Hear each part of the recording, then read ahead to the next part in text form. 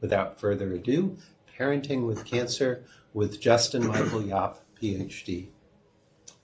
And Dr. Yopp, welcome. So glad to have you here. Yeah. Let's see, we've got a little more introductory material about you.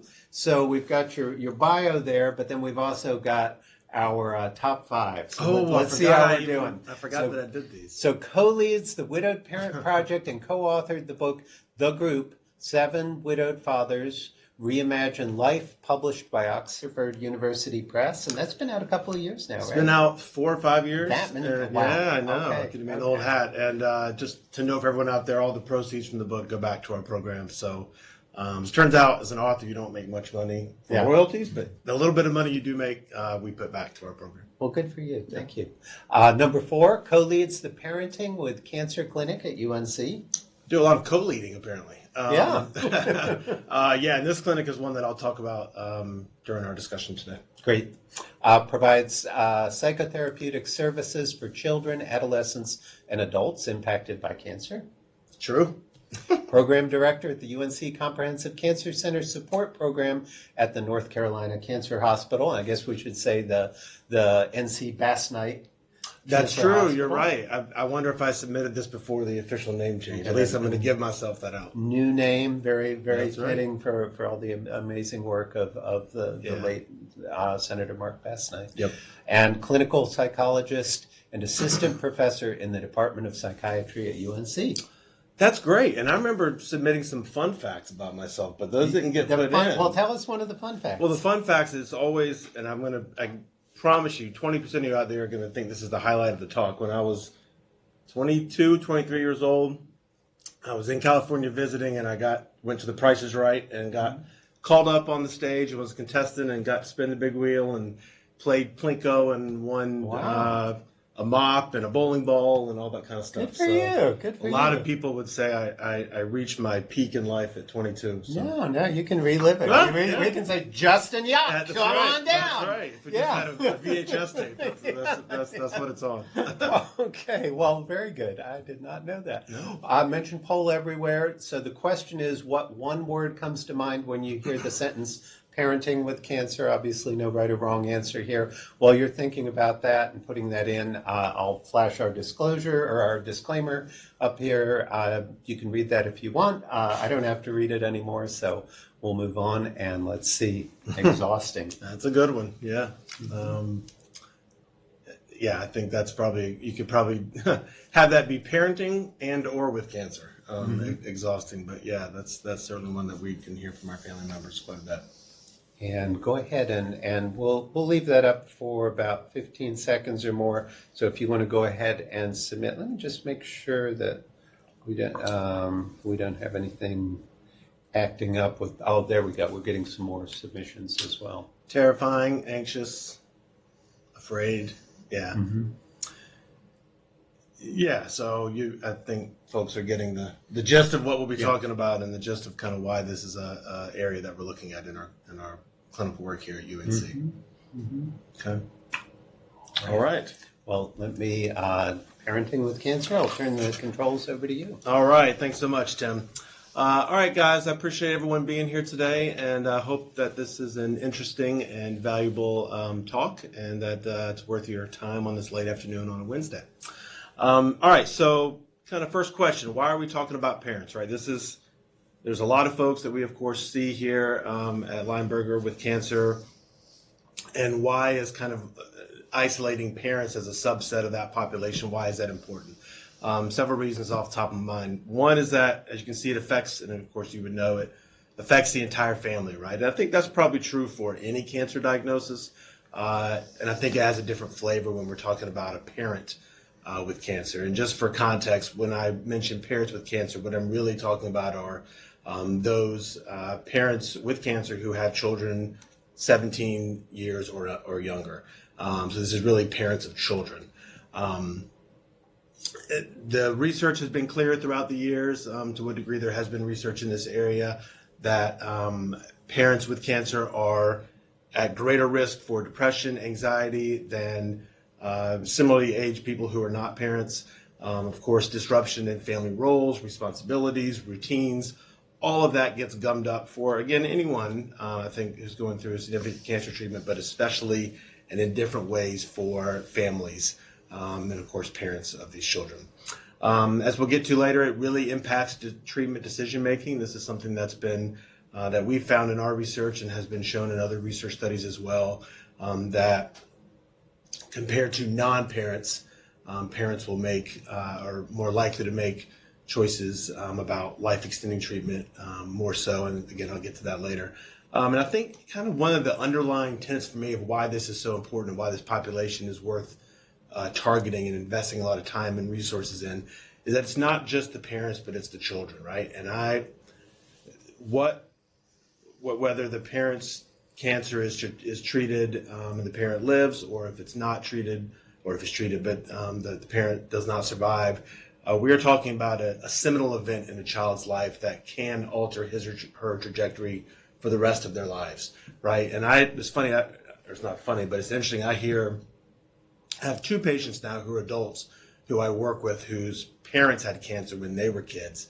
And the way they talk about it and the way that they mention how much they were or were not told about their parents' diagnosis, how much they were involved in that, how much they had questions, kind of how much they went down the rabbit holes but didn't know who to talk to. All of those things that it's clear 40, 50 years later that was a huge event in their lives and something that shaped the trajectory of the rest of their lives. So those are reasons why, at least I feel, it's important that we look at this population. So I want to go over this kind of across the illness continuum, right? From diagnosis into survivorship and really through end of life for those with advanced cancer. And I figure rather than kind of citing a lot of stats and a lot of kind of research in this part, what I'd like to do is share a little bit of how when I work with these families, when I meet with them for psychotherapy, kind of what I go over with them, what we talk about, and some things that I see in my work that's buttressed by the research that is really, really important. And the first thing, all right, so I don't know who's in real estate. I'm not. I don't think you are, Tim. But you always, you kind of hear about for real estate, whether the value of a house, how much it's worth, how important it is, or how is really about location, location, location, right? And when it comes to supporting children and parents supporting their children through this and through their cancer experience and how this goes, it really comes down to communication, communication, communication. And that's probably true of any relationship, but has added importance when we're talking about parents communicating with their children about their cancer, about their treatment, about their prognosis. It really comes down to communication. And this is something that, and I can tell you, and you can probably imagine for yourselves, when a parent of a young child is told that he or she has cancer, it's about the first thing to think about is how's my kid going to do? How am I going to tell my child, right? And so this is something that I talk about when I'm fortunate enough to meet with parents early enough, soon enough after their diagnosis, before they've talked to their children, or when they're thinking about how to do this. This is kind of question number one, right? To tell or not to tell. Do I tell my child that I have cancer? How much do I tell them? When do I tell them? How honestly do I tell them? I don't, and the big, for a lot of parents, what kind of drives this is I don't want to break my children, right? What if my child gets upset? What if my child can't study for finals? What if my child wants to, quit t-ball? Or what if my child is basically what if my cancer experience derails my child's childhood? And that is I think kind of the animating worry and force. And having never had cancer, I can't say I get it, but being a parent, as much as I can imagine getting it, I get it.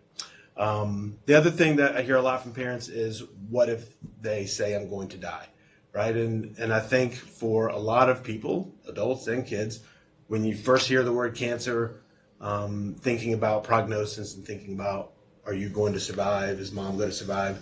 Is a thought that I think, would have almost immediately. So these are very legitimate worries, very legitimate fears, I think, in some sense, that parents have about how to, when to, whether to communicate with their child and let them know about their cancer diagnosis. So this is a little kind of, I've had this conversation with parents a lot, and after a while you kind of realize that some things kind of help stick and some miss the mark. This is one that I think parents kind of say that helps them think about this, right? So if you think about, if you've ever been to court or you ever watched Law and Order or, something like that, right? You have to take the stand, right? 3 things, right? I promise to tell the truth, nothing but the truth, the whole truth. And what I suggest to parents is that 2 of those 3 almost always apply when it comes to communicating with your kid about your cancer. Tell the truth as far as you know it to be, and nothing but the truth, right? So don't say things that are false. Don't say things that are misleading. Don't say things that are falsely optimistic. So whatever you say, make sure it's true as you know it to be, and only say the truth. Now, the third thing, right? I promise the truth, the whole, or nothing but the truth, the whole truth. The whole truth, I think that's where a lot of the discussion is around and a lot of the nuance comes in, is how much of the truth to tell them. And of course, that is based on a lot of different factors on how old the child is, their developmental age, the situation of the cancer, the prognosis itself, as if we know it. So that's really the key. Be honest, right? Because this is, at this point, all about establishing and maintaining, in the future, maintaining trust with your child around this issue. And you only get parents only get one chance to make a first impression on this. And a lot of kids, I think, are skeptical or kind of know that their parents want to protect them. And so there's some sense of, am I getting the full story, or are you just telling me something so I won't worry? And so this is really, that first conversation and the timing of that first conversation is the best opportunity to establish trust around this issue with parents, or between parents and children. And so then it gets down to kind of, all right, well, how do we do this, right? How do I tell this news? Do I tell this news to my children? And certainly most parents, of course, will tell their children. Not all. I've had a few who have managed to go surprisingly long period of time without having conversations, but the overwhelming majority, of course, do tell children of age about their cancer diagnosis and treatment. So here's kind of some of the when, what, how. When to tell, again, we're establishing that trust. What I suggest that parents do is that they should be the first one to tell their children, right? You don't want to hear about it from Aunt Sally. You don't want to hear about it from Facebook. You don't want to hear about it from a friend whose mom is friends with your dad, because that breaks down that trust even before you've had that first conversation. Another reason is that you want to control the narrative, right? You want to control how it's explained. You want to control, as much as you can, how it's digested that first time. So as far as when to tell the child, you want to make sure that they hear it from you first, and that they hear it before they start to see it. They start to kind of notice something's up. Again, back to that establishing trust factor. What to say in that conversation? Look, there's a lot of scripted language that sometimes I'll offer to parents, but the main thrust of it is, it's almost always a good idea to say the word cancer, name it for what it is, right? Because if you get a little too cute and don't call it cancer or something else, they're going to hear that word cancer, or they're going to see it on a piece of paper or on a bill, or they're going to hear someone talk about it. And I had one case where this happened, really brings this to home, where a mom said that she kind of skirted around that issue and used some other words beside cancer because that's such a big, scary word. And then her child found out, and one day said, you have cancer? And then she had to explain that, yes, what she had, the mass that she had described is actually cancer. And she felt like, she acknowledged that she had to do a lot of catch-up work to reestablish that trust with her kid. So you want to name it. You want to help your children anticipate changes they're going to see when as a parent you're going to lose hair, when you're going to not be able to pick them up from practice or school because you'll be at the doctor's office. You want to help them anticipate changes that they're going to see, right? Another big fear we hear from parents is that they don't want to break down in front of their children, right? They don't want to frighten their children by becoming emotional. And I can appreciate that. I don't think I would want that either. At the same time, there's a middle ground where you can show emotion in a way that models it, right? In a way that shows that this is appropriate to be upset or to be sad or to be worried about.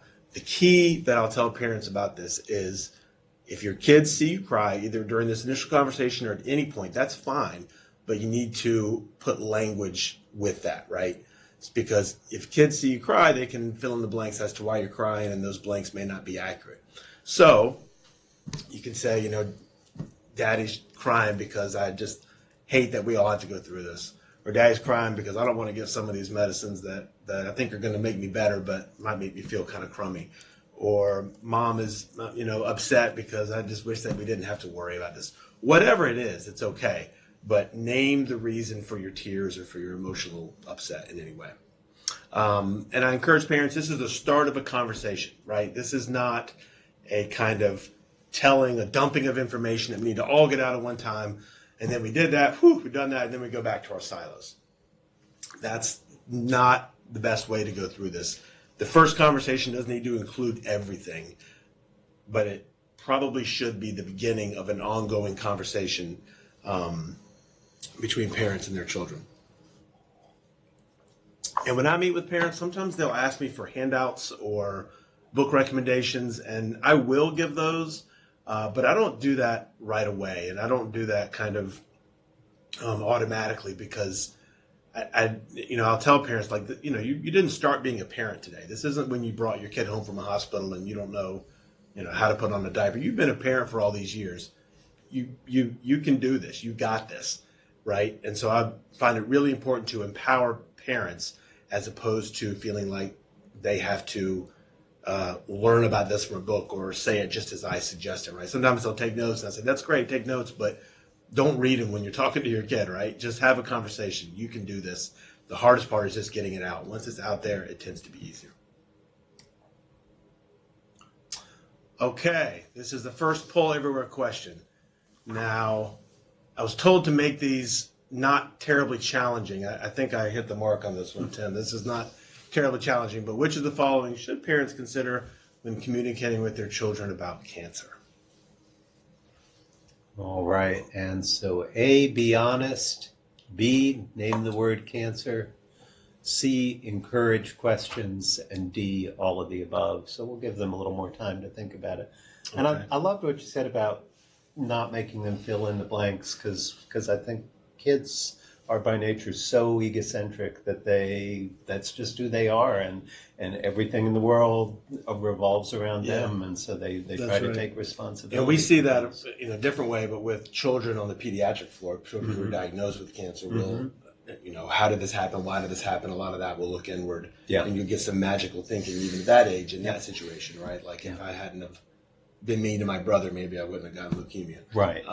And the similar, different, but similar can happen here, right? Like did mom, this happened to mom because me.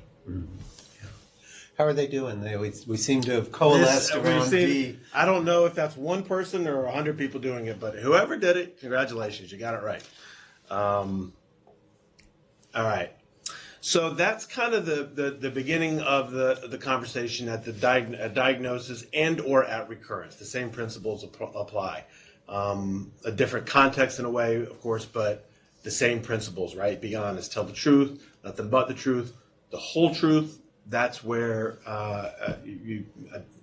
parents can use their judgment and incorporate that with how they know their children.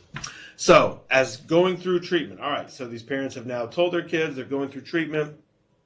Life is different. Schedules are different, routines, responsibilities, parents' functional status, their appearance, things are different. Two things that I suggest that parents kind of keep in mind during this, and there's a whole lot of things, but two big buckets to think about, right? One is being emotionally available to your children during this time to the best degree you can, and maintaining consistency in the home, again, to the best degree you can, knowing that that is not an attainable ideal. So those two things. First one, emotional availability. Again, this is an ongoing conversation, right? This is not a kind of information dump at the beginning and then we don't talk about it. So, and also under what we talked about earlier with helping kids anticipate what they're going to see and understand changes that they're going to see, the best that you can help them anticipate it, that helps a lot, right? So if you tell if a parent tells a child, hey, I'm going to probably lose my hair, and sometime this week or next week, sometimes Kids will want to cut it off, whatever it is. Or I'm going to start feeling bad, or I have to go to the hospital every day for radiation, so I won't be home after school when you get back. Whatever it is.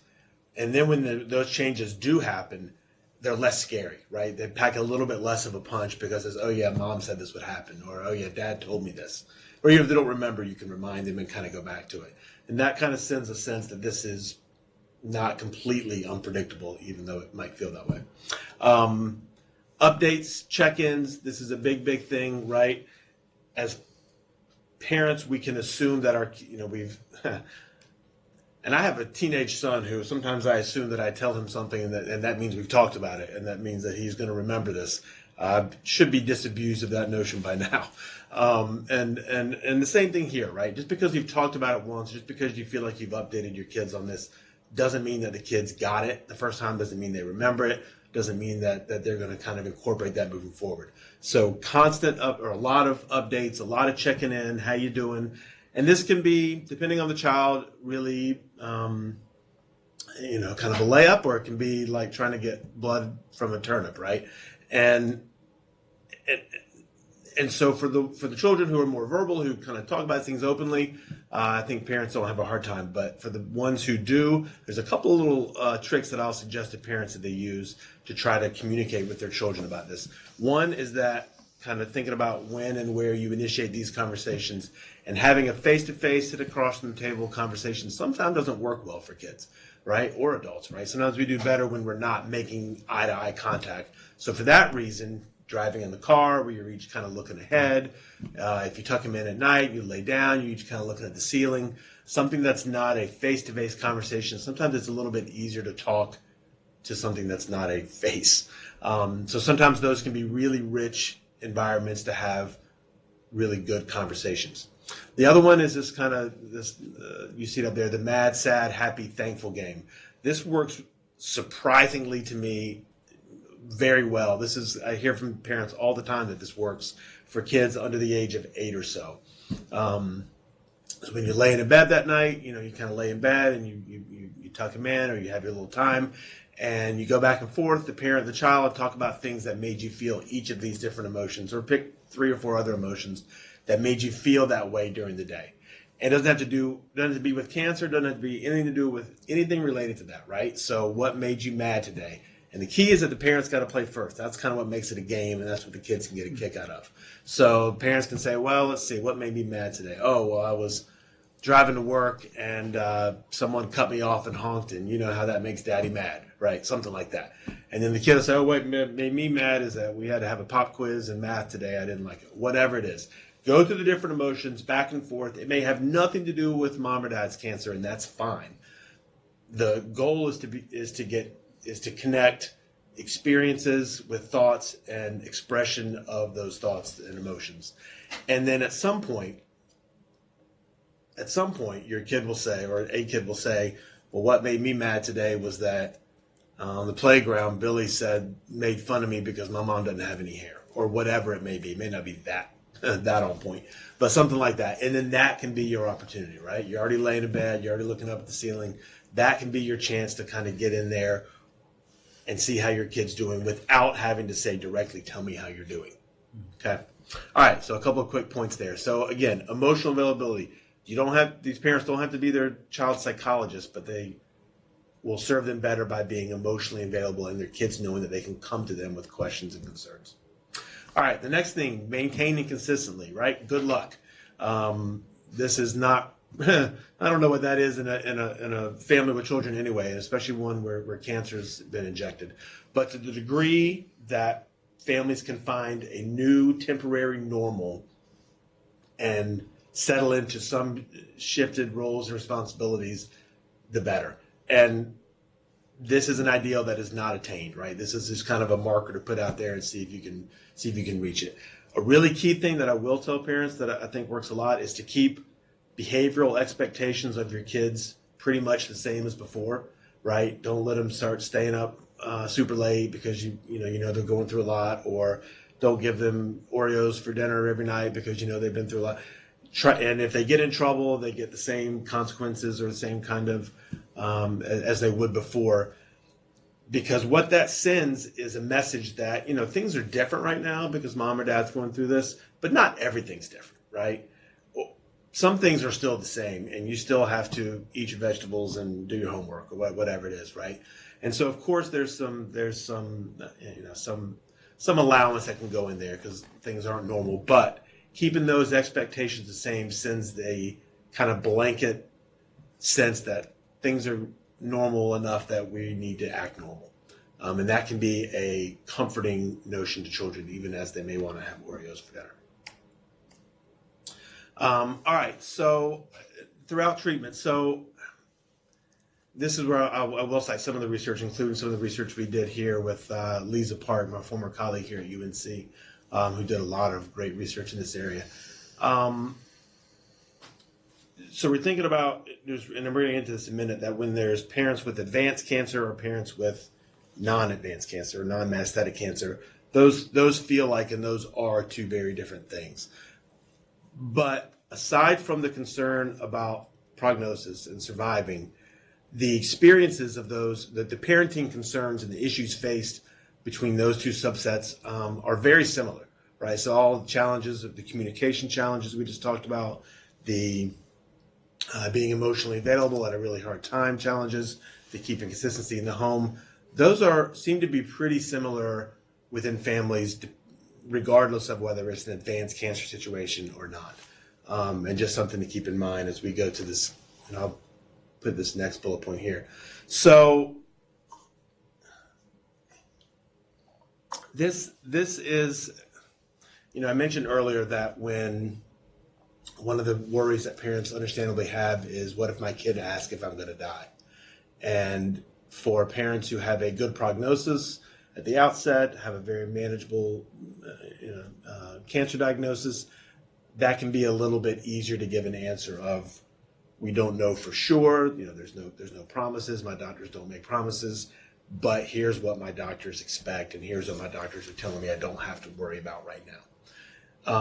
That's a little different, right? When you have a parent with advanced cancer or with a metastatic cancer that carries a very poor prognosis.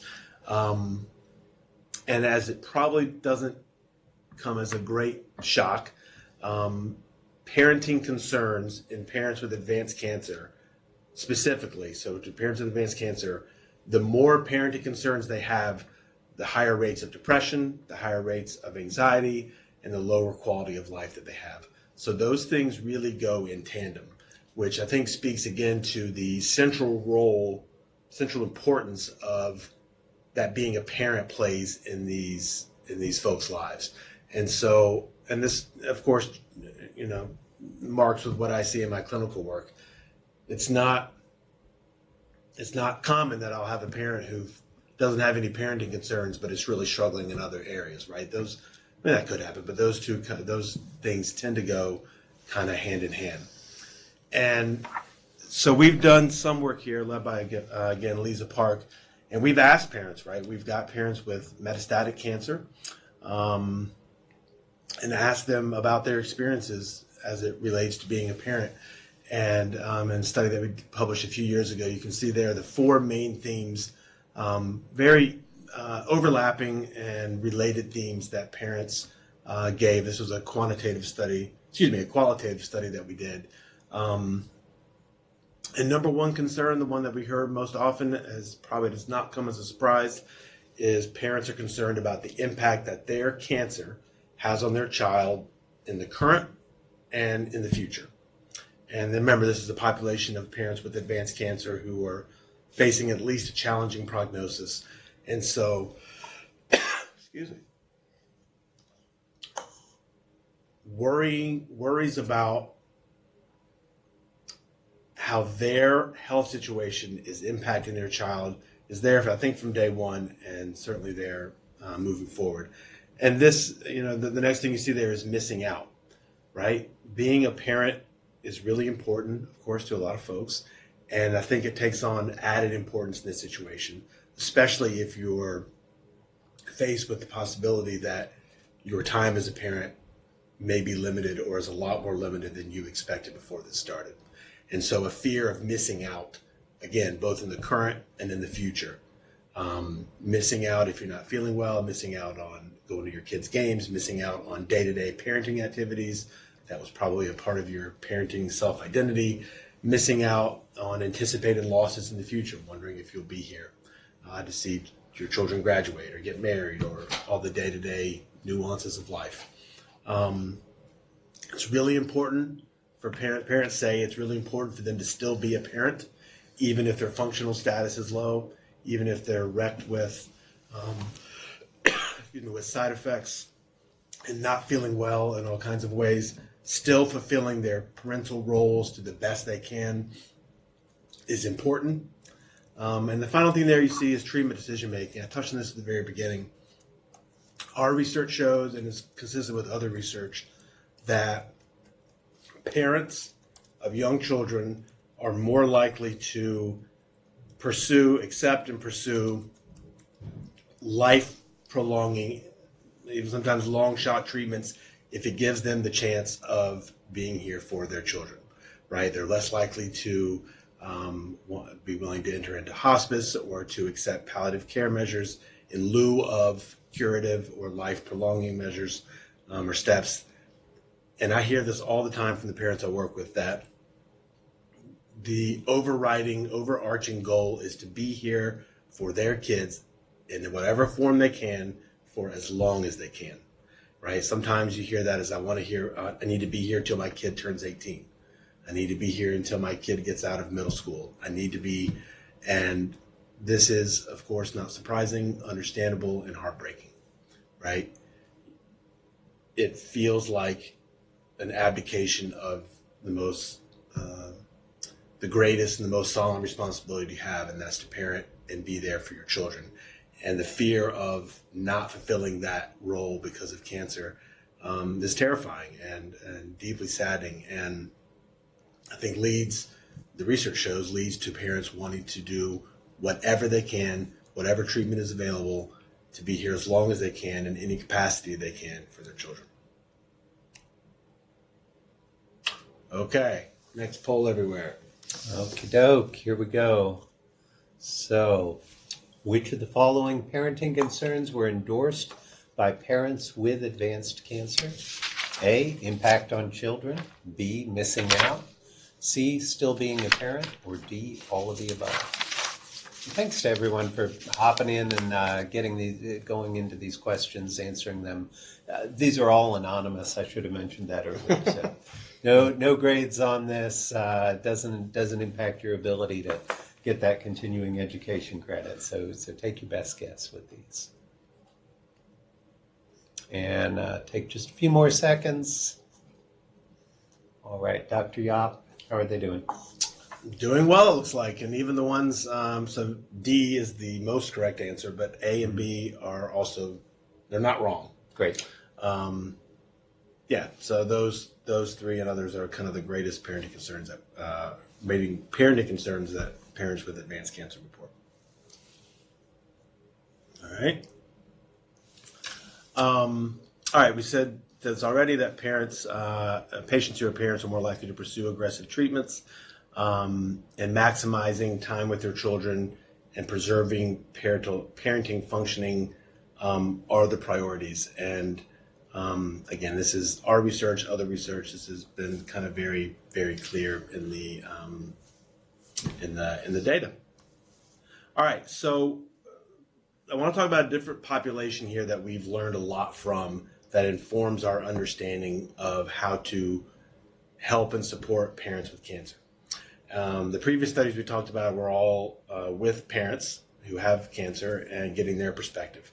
But a number of years ago, 12 years ago, I think now, a colleague of mine, Don Rosenstein, and I started a support program for widowed parents. So these are moms and dads who have lost a spouse or a partner, initially to cancer, eventually we expanded to any kind of death, and are raising kids on their own at home, right? So they're dealing with their own grief, trying to shepherd their children through grief, and then figuring out kind of how to be a single parent on their own.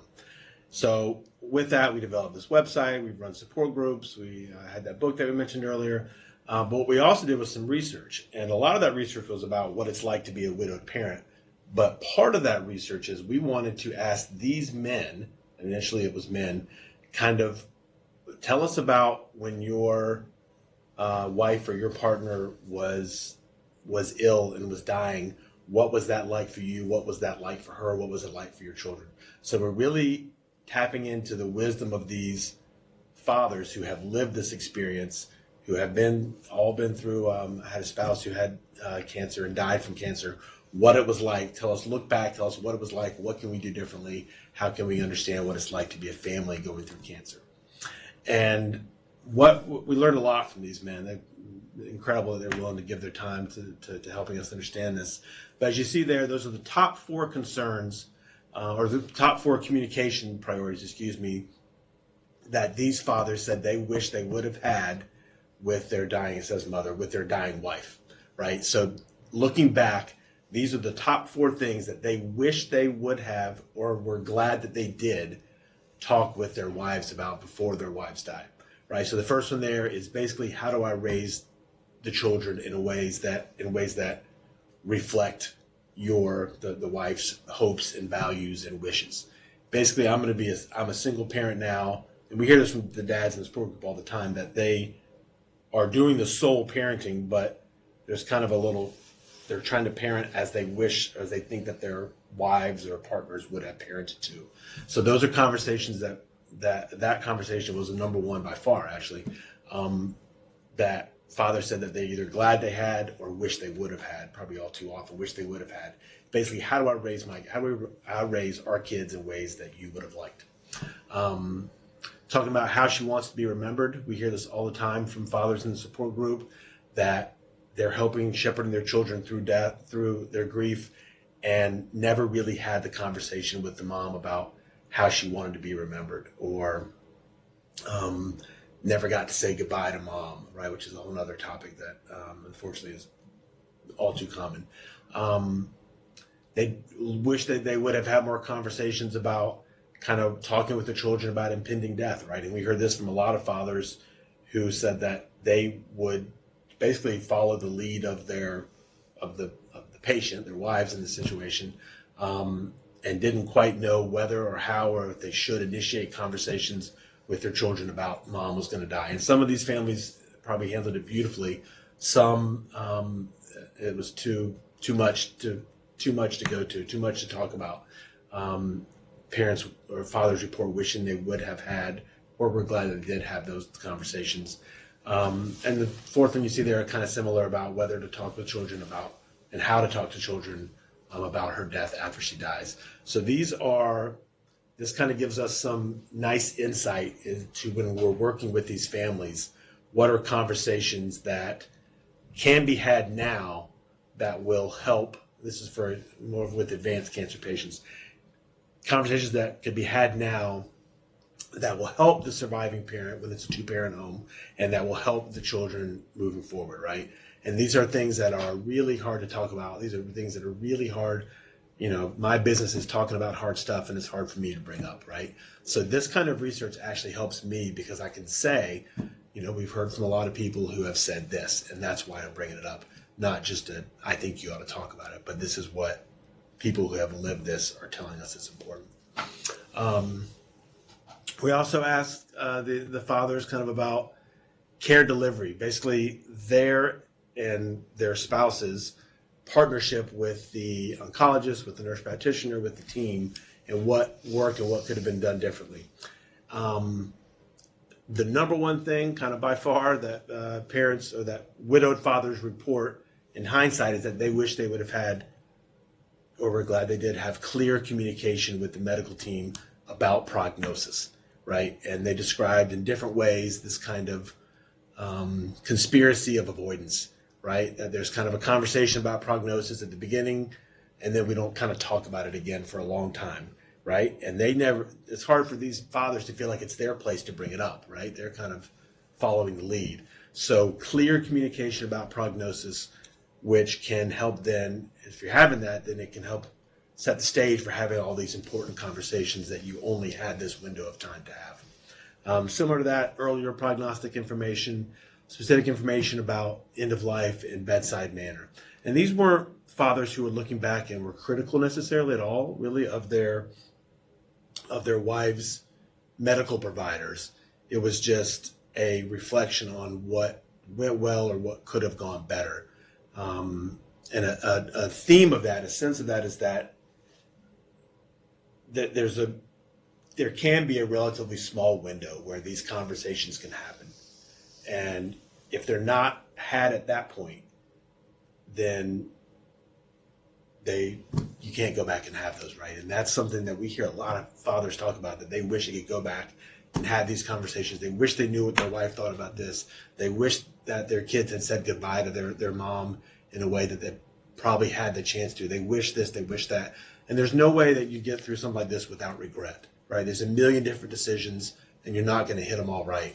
But we think we can do a better job, and we think we can help parents do a better job of having these conversations with their providers and then with each other in the two-parent families earlier, more often, in a way that's going to help, hopefully, in the real time, and almost definitely is going to help the surviving family members moving forward. All right. Third and final one. Here we go. So, which of the following were endorsed by widowed fathers as priorities when communicating with their wives' medical team? And A, clear communication, B, earlier prognostic information, C, specific information about end of life, or D, all of the above? Well, I think they were listening pretty carefully. I think they're listening pretty carefully, and I wish my teachers in school would have given me tests this. Yeah, if you haven't figured out, all the answers have been all the above. Yeah. You said to make it simple. So. Okay. All right. The next one here, real quick, because I want to make sure we get to the end of this talk. But end of life, talking with children. So this is when parents have an understanding of their prognosis, know that end of life is either near or is on the horizon, and how do we talk to children about that? And it's not a very helpful answer to say it depends, but it does depend, right? It depends a lot on the children's age, a lot on their situation, but the same, in their developmental age, I should say, but the same principles apply, right? Be honest, maintain that trust. It's natural to really want to avoid telling your children things that are going to hurt them. But a lot of times at this point, I think, at least for some families, it's not so much a matter of telling their children what's going to happen, but actually filling in the blanks, because kids often seem to know before we tell them or have some sense of something. The explanation should reflect the care goals, what the doctors expect to happen. There's no promises. It's very realistic to keep hope. I think hope is important, and we don't want to be in a position where I'm trying to extinguish that in any way. But to have the conversation, we're hoping for this, we're hoping that this medicine will work, we're hoping for whatever the hope is, but dad's doctors are saying that they don't expect that I'm going to be able to survive this illness, and they expect that I'm going to die from it.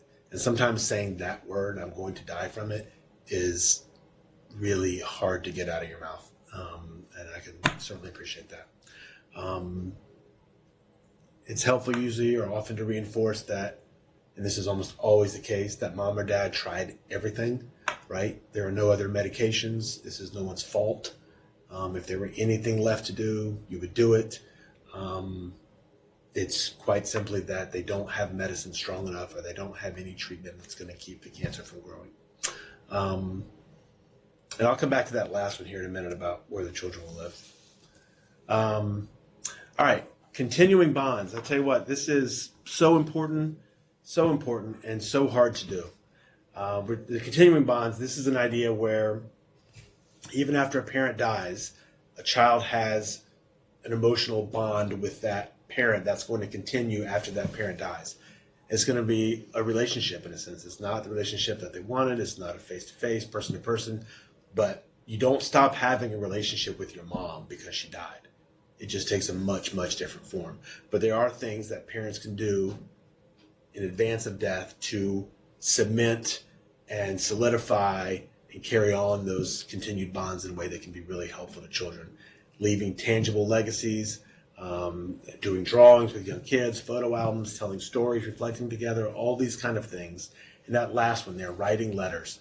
A really interesting study done out of Boston, was published a couple years ago, looked at or asked children who are now adults but had lost the mom or dad when they were children about just these kind of things. And less than 6% of the children said that they had a written letter from their parents, something that said, as they knew they were going to die, a letter that said how much I loved you, a favorite story, something like that. And a vast majority of them pointed that out as wishing that that's something they had, but only 6% did. And this is something I'll bring up with parents a lot. I work with parents a lot. I recommend it a lot.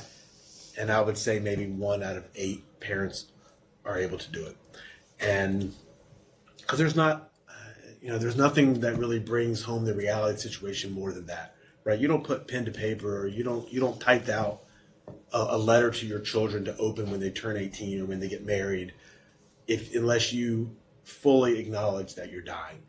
And so I, as much as I can, appreciate why that's just utterly heartbreaking and challenging, but I also know how important it is to children. And so I will nudge some and encourage parents to do that. Sometimes we'll spend some of our session writing that out. They'll talk, I'll type, they'll kind of dictate it, right? I'll encourage them. It doesn't have to be Shakespearean, doesn't have to be, some Pulitzer Prize winning. It just has to be, I loved you. I love being your parent.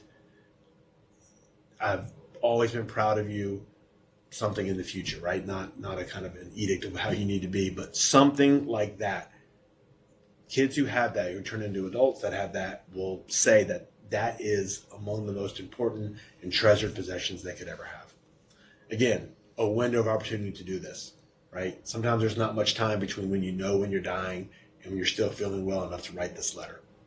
And that's where we want to be involved to help these parents who wish to do such things.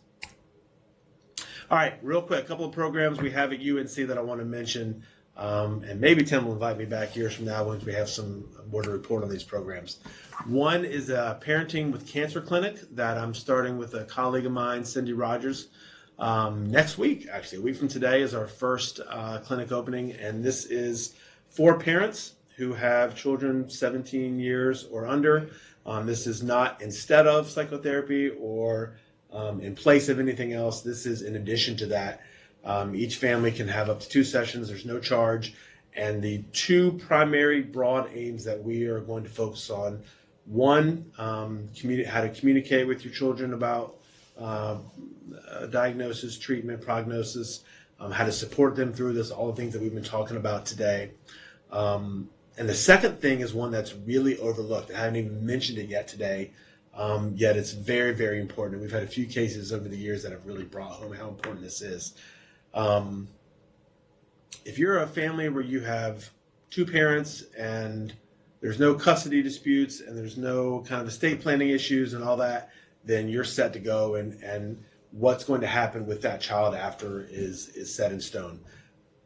That's not a lot of families, right? There's a lot of families that come to us with complex custody or unresolved custody situations. What's going to happen after a parent dies, who's going to raise that child, estate planning, wills, things like that. This is something that has a real impact in the moment and for long term for the children, right? And this is something that's very, very important to parents and is all too understandably, all too easy to not address until you really have to address it. And we've had a few cases where parents are really trying to address that in the final days. And that's, as a non-lawyer, I've learned that's not a time to get things done from a legal standpoint, right? So the aim of this clinic is to work on all the communication and support stuff that we talked about throughout this talk today. And the second equally important part is working with families around these legal, custody, estate planning issues so that the parents' wishes are known and are bound legally, and what's going to happen to their children moving forward is consistent with their wishes. We expect that second part is going to be a little harder working with these families because there's, like I said, some really understandable avoidance to addressing those things. So we're going to figuring out the best way to kind of broach that without hitting parents in the face with it, but also not being a part of the avoidance of it. The second thing is something we've been working on that we've piloted, we're getting ready, we're fine-tuning, we're getting ready to launch, and it's a interactive web-based intervention for parents who have children, parents with cancer who have children at home. And the aim of this Families Addressing Cancer Together, or FACT, is to help parents communicate with their child around diagnosis, treatment, prognosis, all the other questions that kids may have. And so let me get to there's what the website looks like. It's not quite launched yet, but it's about to be launched. And so parents will be able to fill this out, go and take a very short survey that asks some specifics about their treatment, about their diagnosis, about their family structure, a little bit about their children themselves. They put in all this information, and then it generates and prints out this kind of instructions that's based and tailored on the number of children, the age of the children, the developmental age of the children, the type of cancer, the prognosis, the treatment, all those kind of things. So it's as customized as we can get that we can offer for these families, and it's going to give them specific language if they wish to use it. And the reason why we're doing this, why we're going to be launching this website and this app, is because most people receive their cancer care at non-academic medical centers, right? Most people don't receive it here at UNC Chapel Hill, where there's someone like me or Eliza or Catherine Swift or other people who can have these conversations, right? Or even any mental health professional. And so what this will produce for families is as close as we can make it to what we're going to produce in our clinic and what we're going to have in our conversations. So the hope is that parents in the middle of Iowa will hear about this, because we'll have to publicize it. We'll hear about this, can put in their information and get as customized as we can make it, generate a report of how to and what to communicate with your children. So, like I said, we've done a couple studies on this so far. I wrote this down because I didn't put up the numbers. In the feasibility study that we did, 90% of parents found it helpful, 95% found it relevant, and 100% found it easy to understand and navigate. So that tells us that we're pretty much on the mark with this, and just fine-tuning a few things before we launch it. But my hope is that we're going to get that out there, and if you ever hear about it, that means we've done a good job advertising it, and maybe we can talk about this at a future conversation. All right, so again, that's FACT, and then the references, and there's that. Great. Well, I'm going to go ahead and bring that over to that this page right here, and let me bring something up so that I can go ahead and moderate those questions as they come in. Bear with me for just one moment. Okay, here we go. So while we're waiting for questions to come in from the audience, I had one for you that I jotted down. You talked about the importance of still being a parent, even when the parent is sick, is feeling horrible, affects the chemotherapy, et cetera. What are some of the ways that you've seen that someone feels like they can be a parent under those circumstances that are effective? Yeah, I think the first part of that is accepting or being able to tolerate not being able to parent in the same way. Yeah. And once parents can kind of accept that, and that may be a temporary acceptance, may not be, but once you can kind of accept or at least kind of tolerate and put up with that I can't do what I used to do, and that the comparison point of how you judge your parenting and how you judge your parenting efficacy isn't comparing to how I used to be before cancer, right, but comparing to the alternative of not doing anything. Right. So if I can go to my son's Little League baseball game, but I have to go in a wheelchair, is that as good as it was when I was the third base coach? Probably not. Yeah. But that's not the choice anymore. The choice is, do I want to be wheeled there in a wheelchair and watch my kid play, or do I want to stay at home and wait till he comes home and hear about it? Right. So those kind of things, and I make it sound like it's easy, and I know it's not, but I think kind of helping parents frame it in a way that it's like, what's the choice here? Gotcha. Which is a broader sense of kind of accepting and tolerating the limitations of any cancer treatment burden. Yeah. All right. Thank you. Let me see if we've got any other questions that have come in. Here we go. Is the parenting clinic open to any cancer patient with young children, or only patients being treated at UNC Chapel Hill? It's a good question. It's a very good question. Since it's a new clinic, we haven't thought everything out. There you go. So I have to make a decision here on the spot. I think certainly our focus will be here at UNC Chapel Hill, but given that we're just starting, I think it probably makes sense to cast a wide a net as we can. Great.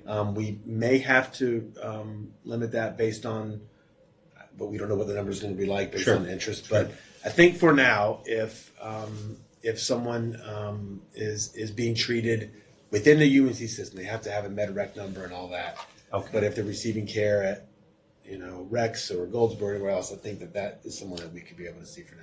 Okay. Thanks for your question and having me think about it. Great. Yeah, thank you. And we've got another one. How do you handle patients who do not have good relationships with their children? Yeah, that's tough. And so that can mean a lot of things. I think where I've seen that and where I've struggled with that in the past is where we have parents with advanced cancer, parents who are likely not going to survive and don't have good relationship with their children for whatever reason.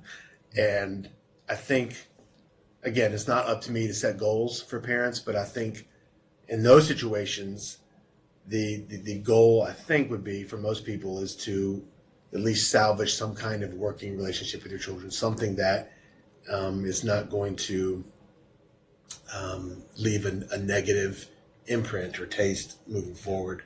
But look, if a parent and their children are already having trouble, it's probably not likely that introducing cancer into the mix is going to help a lot. So it doesn't mean it can't be made better and all that, but that probably would really need some work in psychotherapy based on what the relationship problems are. Gotcha. All right. Well, thank you so much to the folks in the audience for those questions. Those are very much appreciated. We are nearing the end of the hour, so let me go ahead and say some thank yous.